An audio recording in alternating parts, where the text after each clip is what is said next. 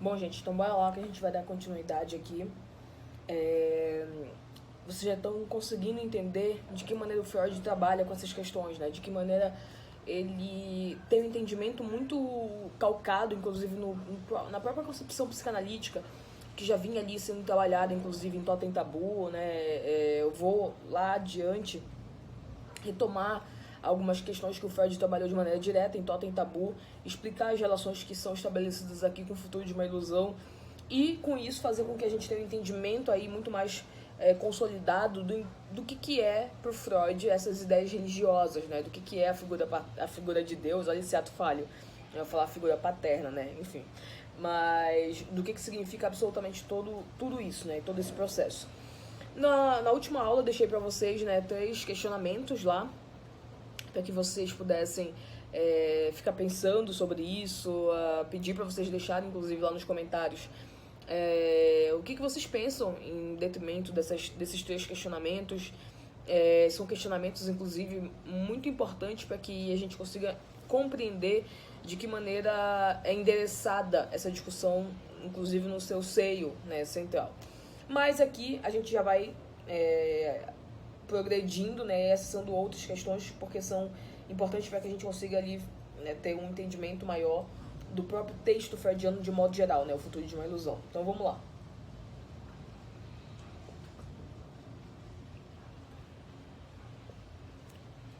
O Freud, em determinado momento, né, primeiro ele começa a lhe questionar no que reside, né, o valor especial das ideias religiosas, né, no que se leva para que se tenha, no final das contas, o valor dessas ideias religiosas. E aí colocando isso no contraponto ali da própria cultura, do modelo civilizatório que nós vamos fazendo parte, né, de como é que isso vai nos contendo e etc. O Freud entende que a cultura, ela nos protege contra a natureza, né? E quando ele está chamando de natureza, eu sei que é um conceito um pouquinho complicado dentro de um espectro psicanalítico, né? Não se trabalha com o conceito de natureza em psicanálise, propriamente dito, mas ele basicamente, a gente pode fazer uma analogia que ele está basicamente aqui se referindo aos impulsos, né? As próprias pulsões que são próprias da vida humana dentro da própria psicanálise, né? Dentro do entendimento da própria psicanálise, sobretudo freudiana e lacaniana, né, que é muito importante. Então ele está dizendo, né, diante de tudo aquilo que a gente já entendeu, já questionou, deixa eu só ajeitar essa poltrona aqui, dessa maneira, né, agora eu tô vendo no vídeo, eu tô com o Freud jovem aqui na minha blusa, acho que dá para vocês verem, é o Freud jovem, dessa maneira de lidar, né, com essa construção, inclusive, da própria cultura, do que ela serve pra gente, que a gente não vai abrir, ele vai melhorar essa discussão lá no Mostra uma Cultura, mas isso já é algo que está presente aqui no futuro de uma ilusão, que a gente não vai abrir mão de qualquer maneira, né, da nossa liberdade pulsional, de gozar absolutamente em todos os momentos, etc. Sempre tem algo por trás que nós estamos ali fazendo uma requisição, né, e a cultura, ela nos protege justamente disso, porque ela consegue fazer com que a gente entenda que abrindo mão nós teremos o acalento dela. Então isso é importante porque a gente, se nós funcionássemos apenas pelo princípio do prazer, né, e aí é um termo inclusive extremamente freudiano e psicanalítico, né, se nós funcionássemos pelo princípio do prazer totalmente, ou seja, se nós quiséssemos gozar 24 horas e nós não tivéssemos ali freios civilizatórios, não vou entrar na questão de freios morais, mas de freios civilizatórios, né? Nós iríamos nos aniquilar completamente. Então, nesse sentido, ela nos protege enquanto própria existência, né? Da animalidade que seria funcionar por um princípio direto dos próprios impulsos, né? Então isso aqui é importante. O Freud vai trabalhar também com entendimento, eu já pincelei isso para vocês, mas eu acho que é importante que a gente volte nisso aqui agora, porque o Freud vai trabalhar com o entendimento de que a questão do desamparo e a frenética busca por proteção, né?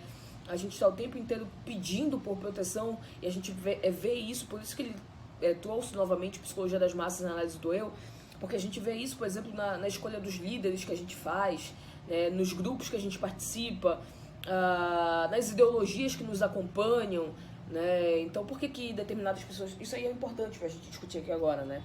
Por que determinadas pessoas, mesmo com a racionalidade sendo esfregada na cara delas, né? Tipo, sei lá, pensem aí em sujeitos que foram condenados por corrupção, né? Se tem provas e mais provas, não é uma coisa de uma perseguição, né? São provas, né? Tem salas e salas cheias de papéis ali só de provas, de fato. Mas esse sujeito, ele simplesmente fica completamente cego, surdo e mudo. Aliás, mudo não. Mudo é a única coisa que ele não fica. Que ele fica falando bobagem lá. Mas cego e surdo, certamente. Mesmo você expondo ali todas as provas cabais. Né, todos os fatos, de fato. E quando tem fatos, a gente não deveria nem questionar, né, absolutamente nada. Mas por que isso acontece? Porque a ideologia já corroeu todo o imaginário desse sujeito, né? Toda a noção de si, enfim, tudo que ele cria, no final das contas. Não se fala mais a partir de um imperativo, de uma realidade que se acessa, se fala a partir de uma fantasia que se foi criada, de uma idealização que se queria. Todas as vezes que a gente precisa voltar atrás em determinados posicionamentos que eram muito caros a gente, nós nos ferimos narcisicamente. Eu já falei, já expliquei isso lá no Psicologia das Massas. Então a gente não fica defendendo alguém loucamente, mesmo com provas cabais de que esse sujeito é um corrupto, safado, filha da puta, somente pelos belos olhos também daquele cara. É porque ele é espelhado, nós somos espelhados nele. Então quando nós estamos defendendo-o completamente, nós estamos nos defendendo. Porque é muito complicado pra gente reconhecer que a gente errou. Que a gente escolheu um corrupto para idolatrar. Então, se tem esse aspecto fundamental, claro que também tem vários outros aspectos. E aí, se você, né, não fez o Psicologia das Massas, volte uma casa e faça para você entender esses outros aspectos que eu tô falando agora aqui, de modelos identificatórios, de um apaixonamento e etc, de investimento libidinal, mas tem sobretudo o investimento narcísico de maneira direta ali naquela figura. E aqui o Freud está dizendo basicamente que essa questão do desamparo, né, e essa busca frenética por proteção, ela é equiparada a protótipos infantis. Ele faz análises e analogias de uma criancinha que está desesperada por amparo, literalmente, e que clama por isso. Quando nós elegemos líderes, elegemos deuses, criamos deuses, é para esses deuses nos protegerem. E nós clamamos por eles. Quando a gente diz o seguinte, olha, pelo amor de Deus, Senhor, me ajude. Isso é um clamor que se tem por uma proteção paterna. Essa é a grande questão aqui para o Freud. A gente transforma pessoas em deuses, ou nós criamos deuses de maneira direta, porque nós estamos replicando um modelo infantil de amparo, de dar conta do que é esse funcionamento, no final das contas, de uma própria incapacidade de se dar conta de si. Lembrem lá, eu falei isso para vocês, que o desamparo ele se apresenta aqui porque nós somos incapazes de sobrevivermos sem o auxílio do outro. Então o auxílio ele não se dá simplesmente de uma maneira direta, fisiologicamente falando, organicamente falando. O auxílio é sobretudo um auxílio que te impulsiona no psiquismo. É por isso que nós somos moldados a partir da figura de um outro e do que esse outro representa psiquicamente pra gente. Então, o desamparo dos homens permanece e com ele os próprios deuses e o anseio pelo Pai se instauram. Esse ponto aqui ele é um ponto interessantíssimo, porque o Freud está falando aqui pela primeira vez de maneira completamente cabal e direta, para não restar mais dúvidas, que é o desamparo que propicia a criação desses deuses, desse anseio por um pai protetor. E não à toa, posteriormente, será exatamente essa nomenclatura que vai ser criada para se referir a tal figura. Figura de poder, né, no final das contas. E aí o Freud vai dizer que esses deuses, né, essa criação desses deuses, os deuses em si, eles têm 3 tarefas fundamentais, né? A primeira delas é afastar os pavores da natureza. Lembrem lá que a natureza, o Freud fala lá, enfim, de que a gente não dá conta da própria natureza, né? A gente quando a natureza vem para destruir absolutamente tudo que a gente construiu, não tem absolutamente nada que a gente possa fazer. Olha, isso é a natureza. Não tem absolutamente nada que a gente possa fazer para remediar. Ela vai tomar conta, né? Ela vai passar por cima de toda aquela proteção tecnológica que a gente criou para, no final das contas, tentar coibir a presença da natureza. Então, os deuses, a criação dos deuses, num primeiro momento, tem uma tarefa de afastar os pavores que são acometidos nessa relação que nós temos com a natureza. Então, olha, pelo amor de Deus, vai ter uma enchente, mas o Senhor vai me proteger. O Senhor não vai deixar com que nada me afete. Ou mesmo que isso me afete, o Senhor vai me salvar. Eu posso perder tudo, mas a minha vida não, porque o Senhor me salvou. E depois o Senhor vai me ajudar a reconstruir toda a minha vida. Um homem banal, ele não consegue dar conta disso. Um Deus consegue. Por isso que cria-se um Deus. Isso tudo aqui pro Freud, tá, gente? É muito importante eu sempre lembrar isso pra vocês. Vai que alguém tá fazendo uma aula aleatória e já pega logo essa parte aqui primeiro, vai falar, nossa, mas eu não acredito em absolutamente nada disso. Tudo bem, né? Eu tô só literalmente dizendo o que o Freud trabalha e pensa diante de tudo isso. A segunda tarefa, né, que os deuses são direcionados para interpretar ou para, enfim, para atuar de maneira direta aqui,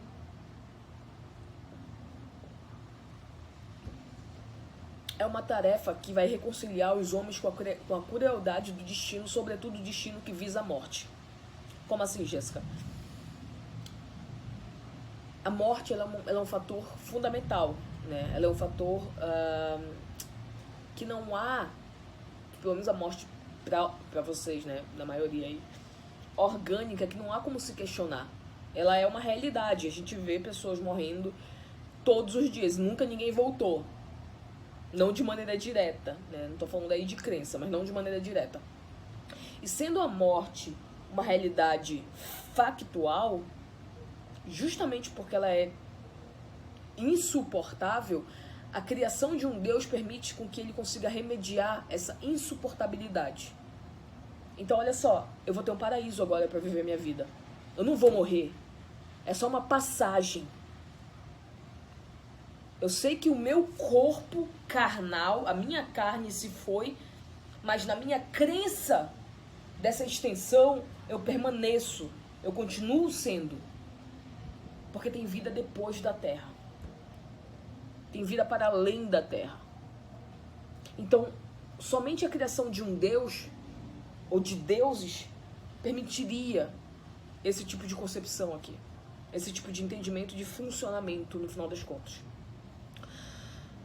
Um outro ponto que também faz parte dessa tríade que o Freud vai explicar pra gente, né, das tarefas que os deuses ocupam ali de desenvolver, é que um Deus ele é responsável por nos recompensar pelo sofrimento e pelas privações que a nossa convivência com a cultura nos impõe. Então é o seguinte, olha, lembrem lá daquela anedota, né, direta, do tipo, a gente precisa abrir mão de uma parte da nossa liberdade pulsional, mas com isso vem ali aquelas questões que a gente não quer entrar em contato, que a gente não quer lidar, mas, pelo menos daqui, né, de maneira geral, diante da cultura eu vou ter um acalento de ser amparado pela cultura. Só que na criação de um Deus é mais do que isso. Então, olha, você teve muitos percalços ao longo da sua vida, você teve muitos sofrimentos, você passou por muitas provações, mas não se preocupe, porque tudo isso vai ser recompensado lá, né, adiante. Você será recompensado lá adiante por conta disso tudo que você sofreu. Lembrem lá, né, lembrem não, porque talvez vocês não tenham chegado. nessa parte porque é um dos bônus. Mas no bônus do Nietzsche, eu discuto isso de maneira bem ampliada com vocês, do que é essa concepção por Nietzsche, né? Do que tanto por Nietzsche quanto por próprio Christopher Hitchens, né? O entendimento deles dois, ele é similar, mesmo porque o Hitchens certamente se ancorou ali no Nietzsche para esse entendimento. Mas ambos vão dizer que o próprio cristianismo se utiliza dessa premissa de uma esperança de algo que será alcançado posteriormente para impor cada vez mais uma ditadura, né, dos próprios mandamentos cristãos, digamos assim. Então, olha, você precisa seguir aqui, eu sei que não é fácil, mas você precisa seguir porque em algum momento você será recompensado. E o Freud vai dizer que é justamente essa que é uma das tarefas dos deuses. É por isso que a gente sempre fica, olha, eu tô passando por tudo isso agora, mas isso é uma provação, Deus vai prover para mim futuramente. Então é só eu me manter dessa linha reta aqui, no meu funcionamento reto, que lá na frente eu serei recompensado por isso, porque Deus vai e há de me recompensar. Eu não vou passar por tudo isso à toa. Então isso é um outro ponto que o Freud vai trabalhar. E pra gente conseguir entender, né, como é que isso passaria por um crivo, por exemplo, racional, né, se nós estivéssemos simplesmente ancorados numa racionalidade, a gente vai pegar a noção de desamparo, novamente em Freud, porque é através dessa noção de desamparo que, se tendo a noção de que um desamparo jamais será remediado, que toda essa criação ela é possível. Porque eu nunca vou conseguir dar conta nem tamponar meu desamparo, então eu crio, a Deus dará, né, de maneira livre, inclusive, porque é insuportável lidar com a realidade de maneira nua e crua. Esse é o ponto. Significa dizer que o combustível maior de todas essas crenças é o combustível da Hilflosigkeit. É o combustível do desamparo humano. E é por isso que mesmo os iluministas, né, no início, acreditando que a ciência ia tomar conta de todo o cenário, ela nunca poderá dar conta de tudo isso. Porque o Hilflosigkeit, ele não está ligado a uma área lógica e racional da nossa vida. Ele lida justamente com essa vida pulsional, que não tem razão, que não tem lógica, que é animalesca de determinado momento. E é por isso que essas crenças, elas fazem tanto sentido para muitas pessoas.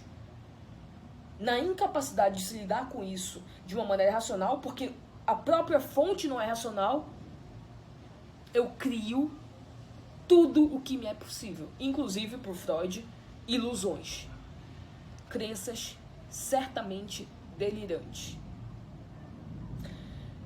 Sabendo disso, a gente precisa entender que essas ideias religiosas, elas nada mais são do que uma necessidade de se tornar suportável o desamparo humano. Ponto. Vocês podem, inclusive, anotar isso daí agora, porque resume tudo que eu tô falando agora aqui pra vocês. As ideias religiosas para o Freud surgem de uma necessidade de tornar suportável a vida humana. Anotem isso.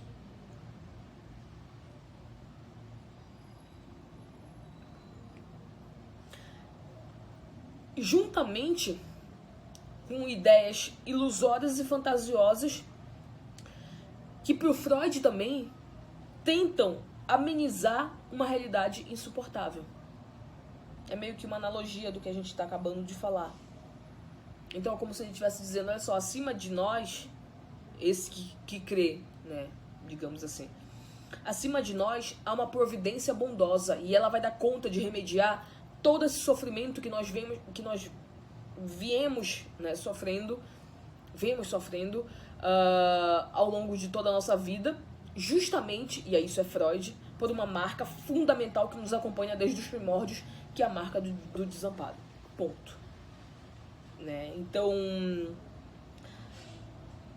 é por isso que depois, lembrei disso agora, né, a morte ela é vista como uma passagem. E tem um significado importante, porque ela não pode ser o fim nela mesma, porque não teria sentido absolutamente nada dessas criações.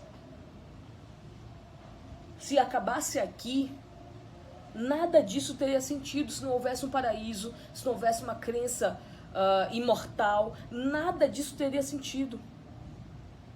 Claro, numa vinculação extremamente cristã, né? Que sua base central, seu núcleo central é o próprio cristianismo. Então percebam que o cristianismo ele consegue se fundar de uma necessidade, inclusive, calcado na nossa própria concepção de que nós somos imortais, porque psiquicamente todos nós somos imortais.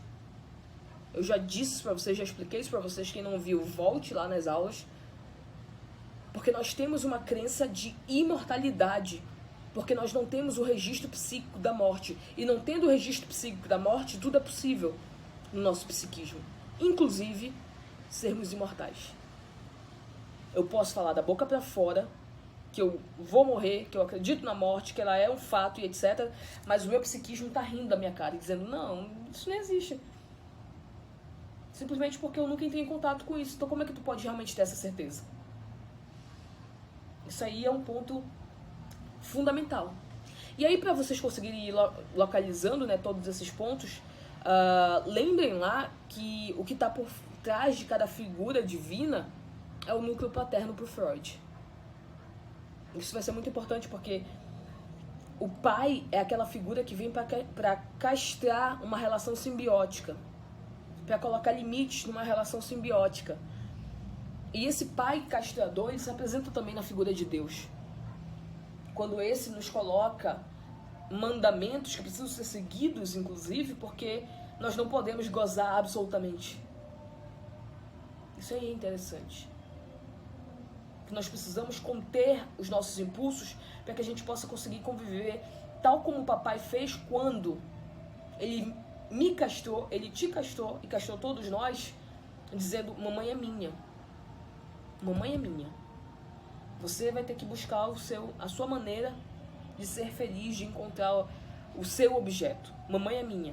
Ela vai se afastar de você. Perceba a analogia que há nessas duas figuras, né? Nessas duas funções, de fato, tanto uma quanto outra, nessa relação. E aí, o que interessa para o Freud nesse ponto aqui, né? Pra gente já ir nessa aula aqui se encaminhando pro final, né? Pro Freud, diante disso tudo que a gente está discutindo aqui, o que interessa é entender de que maneira isso nos afeta psicologicamente. De que maneira a criação, né, como ele colocou bem aqui, eu anotei, né? De que maneira a criação dessas ideias religiosas podem ser interpretadas à luz da psicanálise, à luz de uma psicologia do inconsciente, digamos assim. De que maneira a gente consegue lidar com isso? Isso é uma pergunta fundamental para o Freud, né? E aí a gente vai acessá-la na próxima aula.